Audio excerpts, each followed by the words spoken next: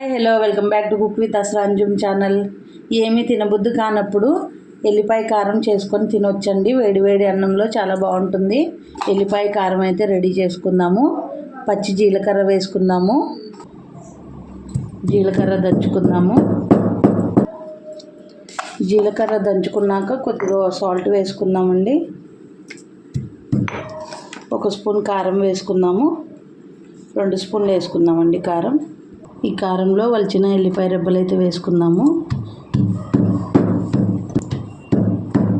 ఈ వెల్లుల్లిపాయ చెమ్మతోనే ముద్దగా వచ్చిందండి ఎల్లిపాయ కారం. మన వెల్లిపాయ కారం అయితే రెడీ అయిపోయిందండి. ఎల్లిపాయ కారం ఇదిగోండి, ప్లేట్లో అయితే తీసేసుకుందాము. ఇదిగోండి మన ఎల్లిపాయ కారం. దీంట్లో కాంబినేషన్గా గుడ్డట్టు అయితే వేసుకుందామండి. పెనం అయితే పెట్టేసుకున్నాను. గుడ్డట్టుకి ఆయిల్ అయితే పోసుకుందాము. పెనం అయితే వేడెక్కిందండి. గుడ్డు పగలు గుడ్డు వేసుకున్నాము.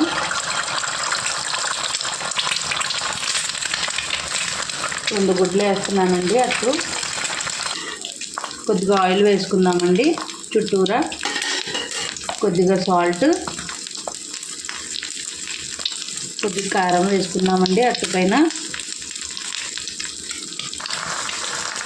అట్టయితే ఒకవైపు ఫ్రై అయిపోయిందండి. దాన్ని చేసుకుందాము.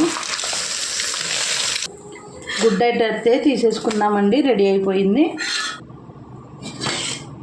వేడి వేడి అన్నం అండి. వేడి వేడి అన్నంలో ఎల్లిపాయ కారం గుడ్డట్టు వేసుకొని తిన్నామండి.